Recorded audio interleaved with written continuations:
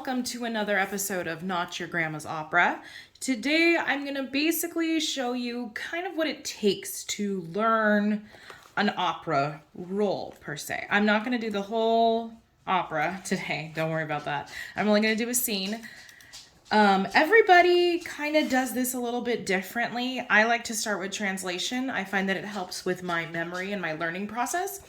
So that's how I like to start. So today we're actually going to be doing Il Trovatore by Verdi, Act 4, and this Leonora's aria in Act 4. So that's kind of what I'm going to be translating, and also the scene around it.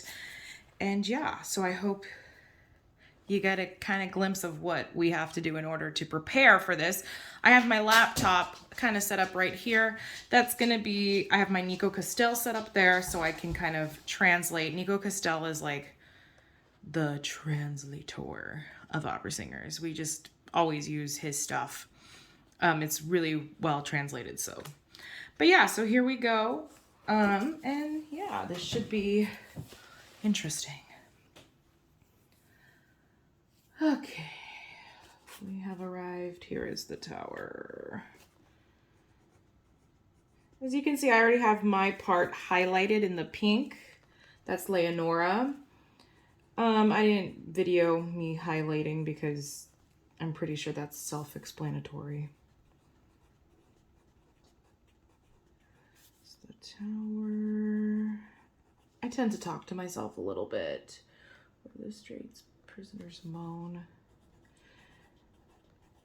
Translations are like super important in opera because most of the time it's not in English, and you know, it can be hard to connect with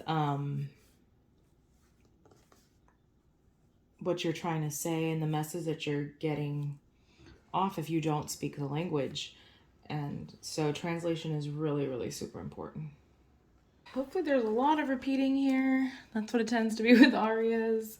Not so much when there's dialogue, but this looks like a not so much repeating, unfortunately. Okay. Of the rosette wings of love go painful sigh. On, not of. What the heck?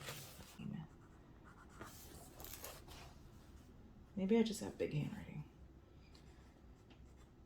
But it drives me crazy that there's never enough room because I have to mark this up when I start learning it as well. And then when I start coaching it and doing all this other stuff with it, I'm going to have to mark it up again. And it's just going to be one giant hot mess.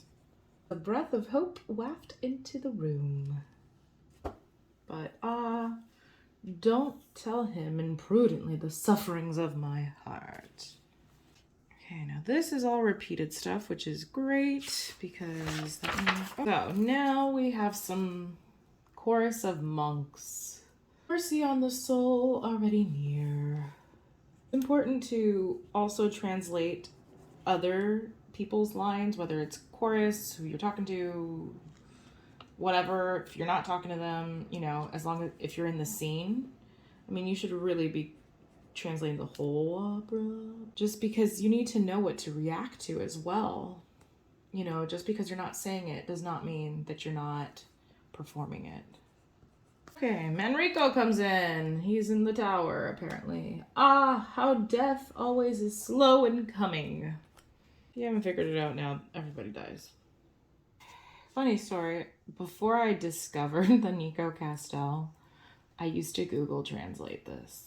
And it would take years. Like, it felt forever because I would put in every single word. I don't really know yet. But I would literally stick in every single word and then half the words, because half the time it's written in Old Italian, especially when you're that age. You're usually singing in stuff that's even earlier than this. And there's like Old Italian and I'm like, I can't find this word, and or it's like some other word that makes absolutely no sense. And it was horrible. Absolutely horrible. It would take me forever. I actually used to have this job at my undergrad where I would actually just sit around answering the phones all day, or my whole shift. and half the time, like, no one would answer the phone or no one would call. So I would literally just be on the computer translating just everything as I waited for someone to call. And then I look at the computer and I can't remember where I'm at. Diamond. Hey, hey, hey. Diamond. Okay, monks are talking. And I ran in a room again.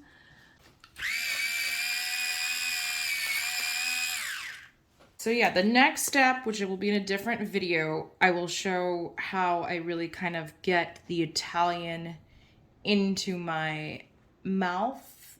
I know it sounds weird to say that, but that's kind of, it's just kind of getting the words going in your mouth so that it comes out more naturally.